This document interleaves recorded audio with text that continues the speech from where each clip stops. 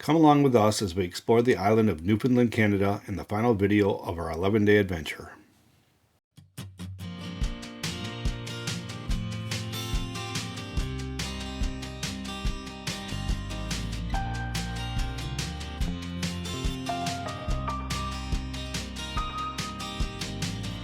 Find this dog and he'll take you there.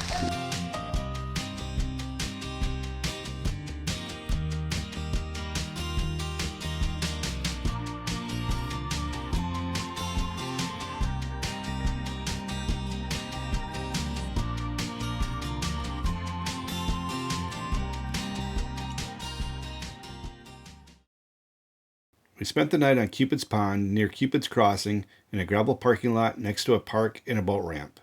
From here it was only an hour's drive to the capital city of St. John's. Our first stop was to see the Jelly Bean row houses, which are several tightly packed streets in the downtown core, spilling down to the harbor. These lovely and vibrant homes are reminiscent of San Francisco's Victorian painted ladies. Along the way, we stopped to take pictures of several beautiful historic churches.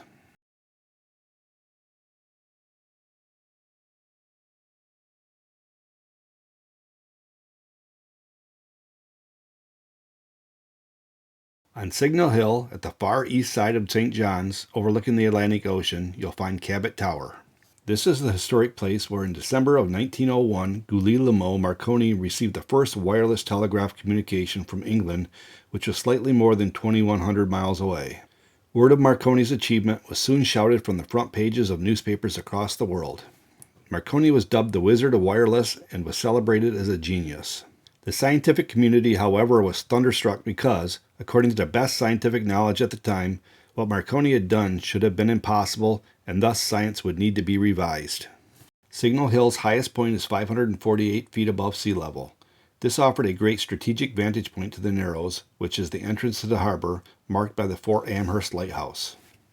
Early in World War II, the threat of enemy invasion brought 10,000 American troops and 6,000 Canadian troops to the colony of Newfoundland. St. John's became a bustling wartime city and a vital North Atlantic convoy port.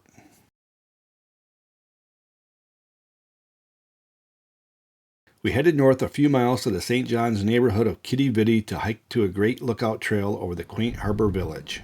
This is a popular scene you often see depicting Newfoundland's colorful villages. We had great views of the harbor and the brightly painted houses, as well as the Kitty Vitty Battery. This battery was built by the French in 1762 to defend their newly won territory after their successful invasion of St. John's. We wandered around the harbor, opposite of Signal Hill, and visited Fort Amherst Lighthouse and the military ruins. The lighthouse wasn't much to see, just a small wooden structure, and unfortunately the ruins had been fenced off so we could barely see them, which was a little disappointing.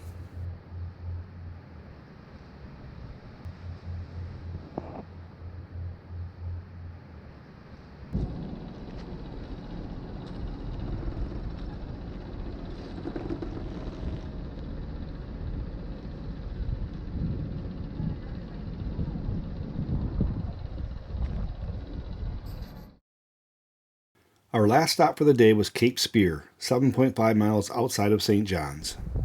Here you'll find the oldest surviving Newfoundland lighthouse, built in 1836. The structure was decommissioned in 1955, replaced by the current White Tower Light that stands 45 foot tall.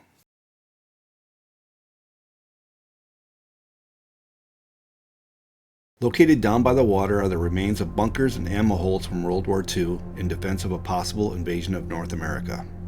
Because of the large number of men required to service these guns, barracks and underground passages leading to the bunkers were built to support the troops stationed there.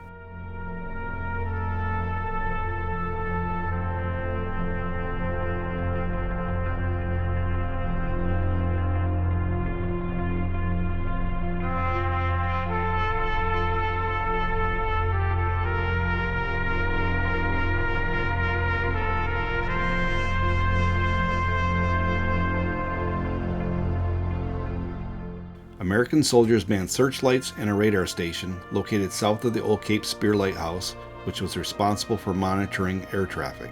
This radar station was one of 5 U.S. Army World War II radar stations in Newfoundland and would receive messages concerning lost aircraft and those needing navigational assistance. The ventilation pipe sticking up.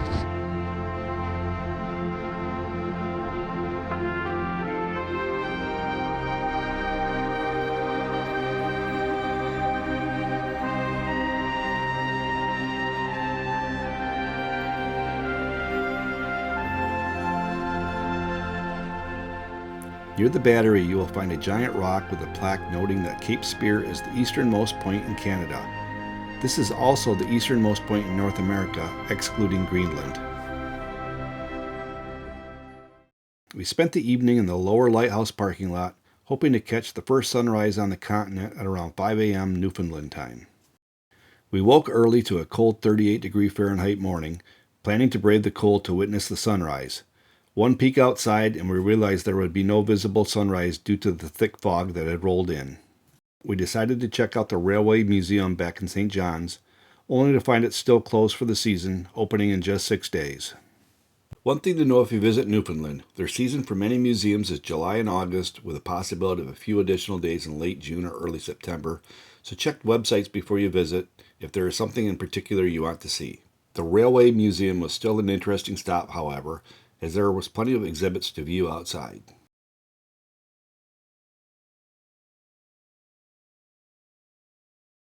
As we headed south down the eastern coast of the Avalon Peninsula, we stopped at a trail that would take us to the Lamache Suspension Bridge. The walk was a pretty easy 1.8-mile out and back trail, but unfortunately the suspension bridge was closed for maintenance.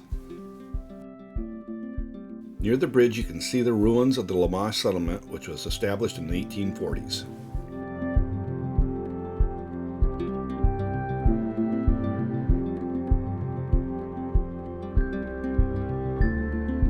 This settlement was surrounded by steep hills located between Cape Broyle and Torres Cove.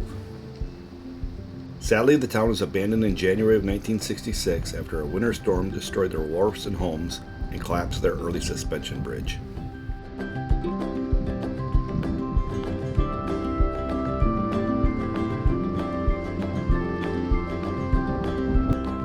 The fog rolled back in and the temperatures dropped when we arrived at the Ferryhead Lighthouse on the Avalon Peninsula.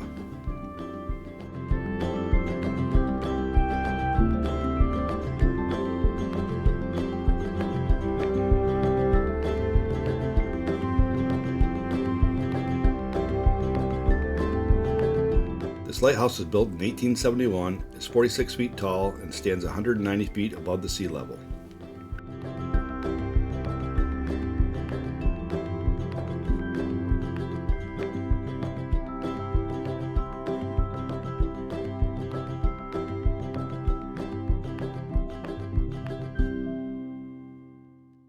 We have found that the best stories of our travels comes in ways we least expect.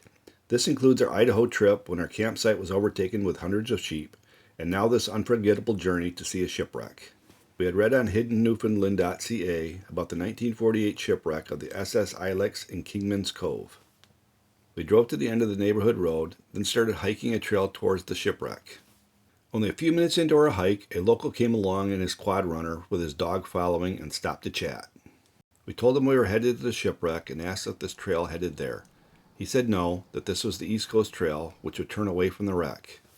He kindly gave instructions to the best route to take, then said his dog would likely follow us. Find this dog and he'll take you there. Little did we know this dog wouldn't just follow us, but instead would be our tour guide for the next hour, showing us the best path to the wreck. He would even stop and wait for us when we fell behind, not being quite as quick in traversing the steep hill. It was the craziest thing. The sweet yellow lab was a great tour guide. We were reminded yet again, it's not just the places we go, but the experiences along the way.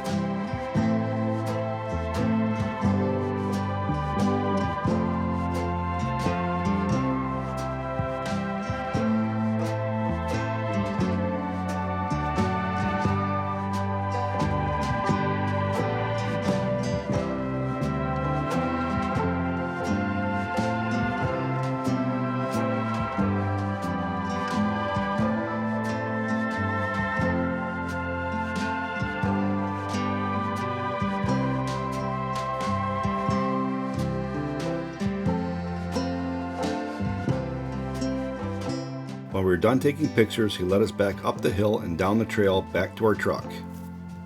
It was clear he had done this before and patiently waited near the truck for a treat before heading back to his house. Cape Race was the final destination for the day. It was a long, hilly drive with some beautiful ocean views.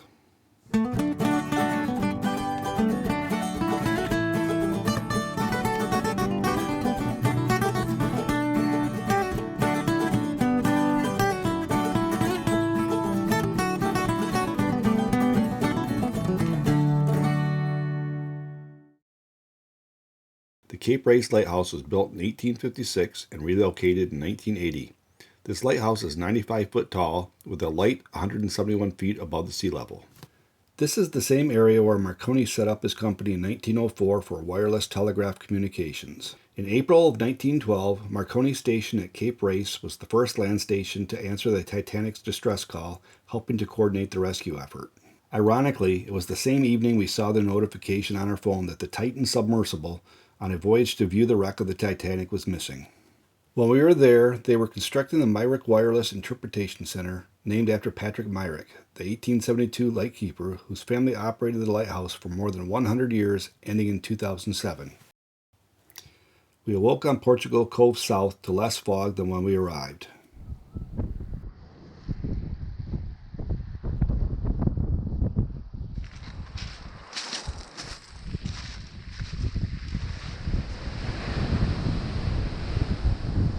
Next stop was the town of Gander. This was the small town in the middle of Newfoundland whose airport back in the 1950s was one of the busiest international airports in the world due to the fuel limitations of planes at that time.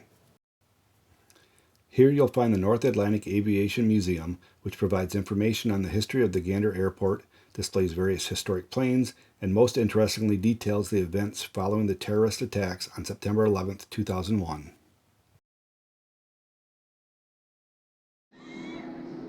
There we go. Uh-oh. Whoa, too much, too much. Welcome aboard Eastern Provincial Airways. We hope you enjoy your flight.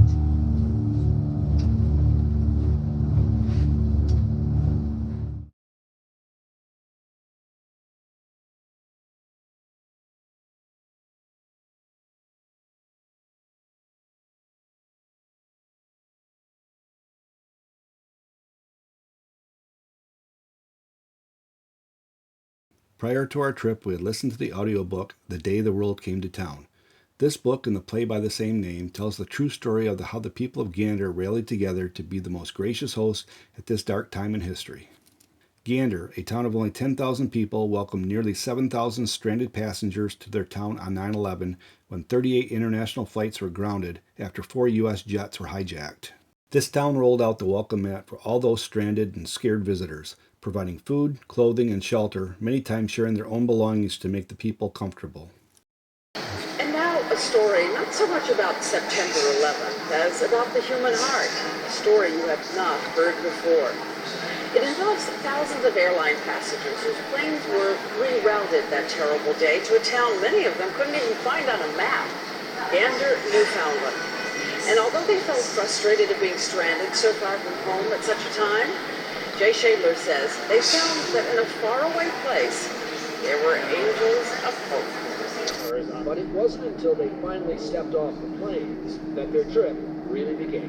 Beef and turkey and ham. And then it really hit me what Gander had been doing for the last several hours, preparing for the 6,000 unexpected guests. And they had been there all night long, bringing food and standing at the tables, passing it out. Who were they? They were the grocer, they were the postman, the pastors. They were your everyday citizens of Gander who just came out. Overnight, Gander's population of 10,000 swelled to nearly 17,000. Striking bus drivers came off their picket lines to shuttle passengers to makeshift shelters in schools, churches, and meeting. The museum display includes many of the cards and letters from around the world sent in thanks to the small town's generosity and hospitality. 4 hours west of Gander is the town of Stephenville, which had been the home of Harmon Air Force Base for the U.S. from 1941 to 1966. This town was little more than a fishing village in 1935, with a population of only 1,000 people. However, the beginning of World War II changed everything for this small community when the Destroyers for Base Agreement was signed between the United Kingdom and the United States. This town became host to the largest American Air Force base outside the continental U.S.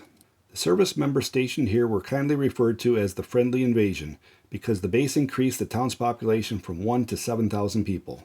We weren't able to visit the museum to get information on the town since we were just a little ahead of the tourist season.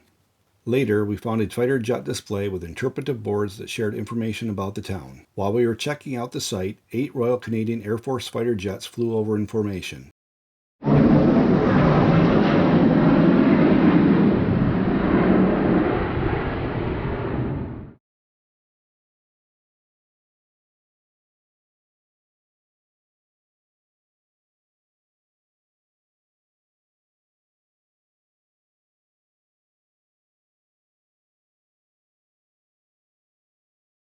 The interpretation board mentioned Site 4 of the Stephenville Heritage Trail, implying there were more stops to explore.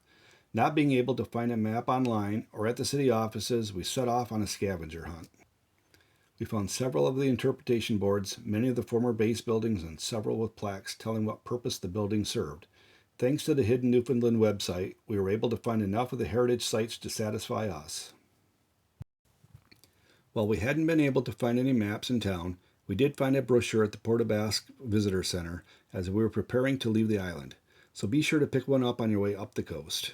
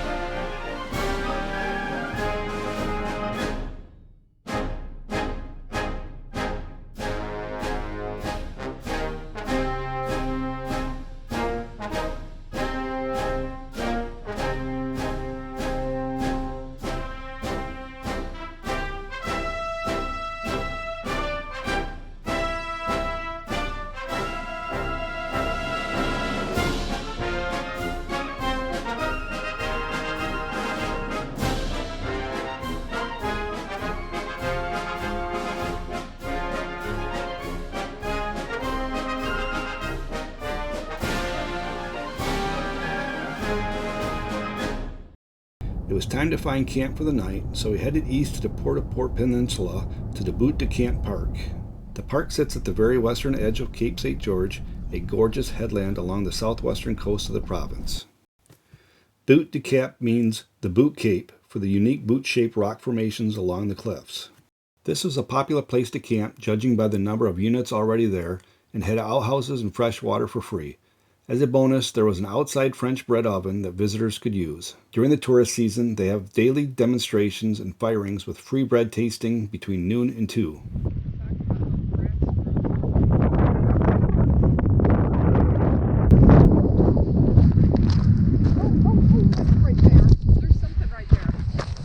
Seal. It's a seal.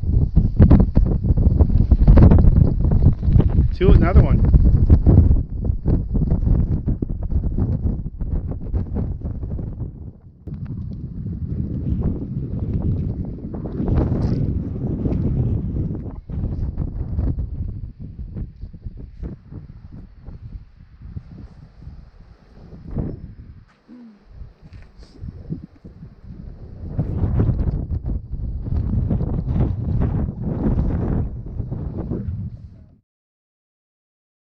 We enjoyed breakfast on this warm, sunny morning on the edge of the seaside cliffs, watching seal and whale swim along the coast, as well as a fisherman checking his lobster traps.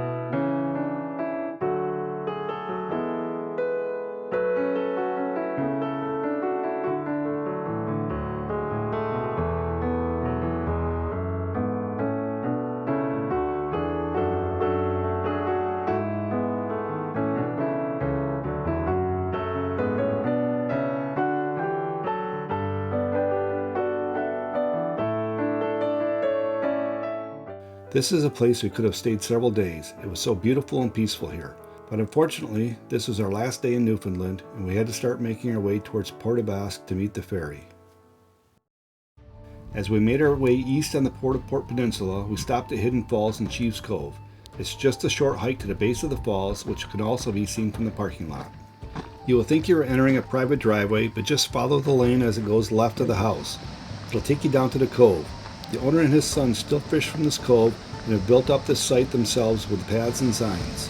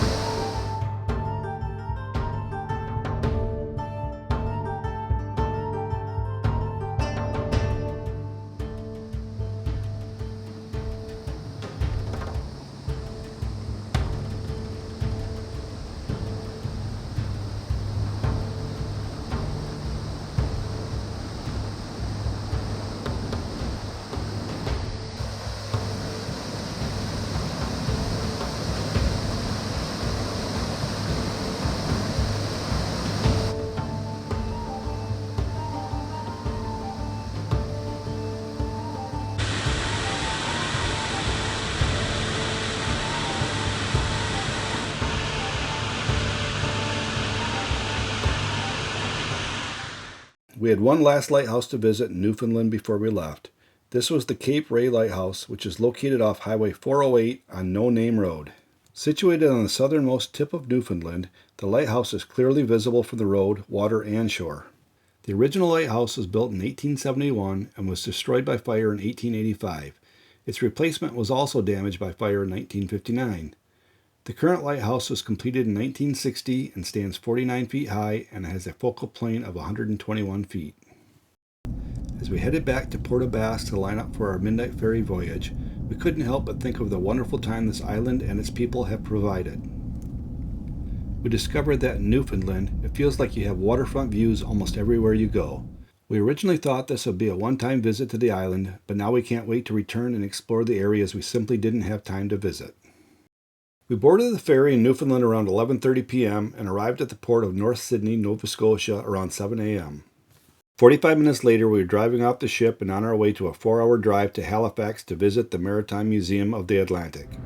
This museum had a nice Titanic display and a short movie, as well as a display and movie on the ship collision and subsequent blast that destroyed the entire Halifax town in 1917, killing nearly 1,800 people.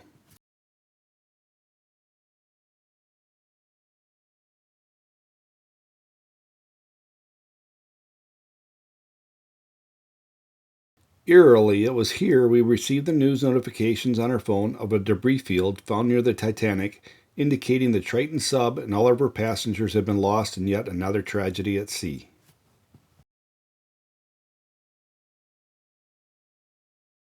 Just before 9, a French freighter cleared the harbor's defenses and steamed slowly to the Narrows in the Bedford Basin. The Mont Blanc was carrying a cargo of high explosives. She was coming to Halifax to await convoy to Europe. As the Mont Blanc was proceeding towards the Bedford Basin, the IMO, a Belgian relief ship, left her anchorage in Bedford Basin and proceeded towards the Narrows and the Atlantic Ocean. At the last possible moment, the Mont Blanc turned out of her course directly across the bow of the IMO. The stem of the Mont Blanc collided with the starboard bow of the IMO. Fire broke out immediately aboard the Mont Blanc. Its smoke obliterated the sky. It drifted towards Halifax, drifted towards Pier 6. It drifted towards the crowds of spellbound spectators. Time seemed to stop.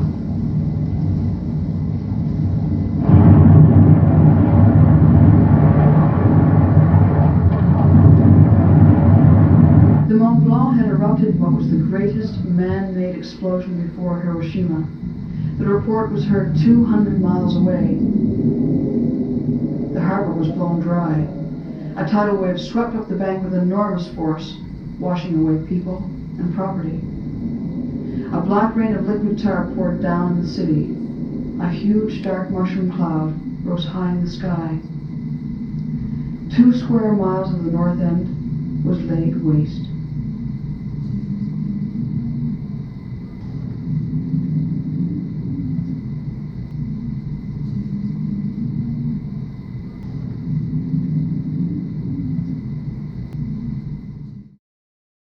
Our final stop on the drive home was to the thundering Montmorency Falls in the heart of old Quebec City. The land surrounding the falls is protected within the Montmorency Falls Park and includes staircases to provide views from several vantage points, as well as a suspension bridge over the crest of the falls. The falls are at the mouth of the Montmorency River, where it drops over the cliff into the St. Lawrence River. The waterfalls are 272 foot tall, which is a full 99 feet taller than Niagara Falls. We were happy to finally be able to walk across the suspension bridge, as the last three we've encountered have been closed for one reason or another.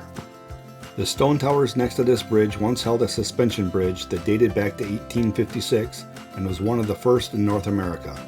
However, not 5 days after the opening of the bridge, the chains holding the bridge snapped and plunged 3 people 100 feet into the water and over the falls to their deaths. Only the original towers remain as a decorative part of the current suspension bridge that was constructed in 1993. As my wife can attest, this long bridge span of around 340 feet can be a vertigo-inducing experience for those scared of swaying bridge decks or afraid of heights.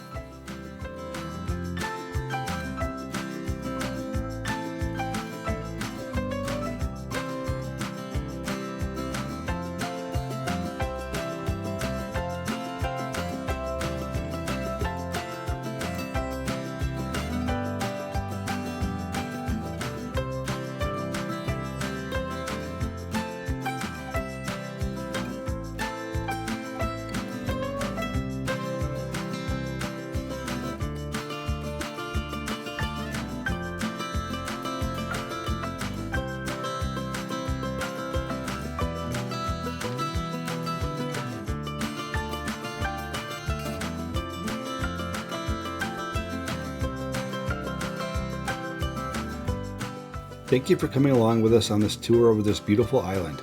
We hope that this has sparked your interest in visiting this somewhat remote but beautiful place.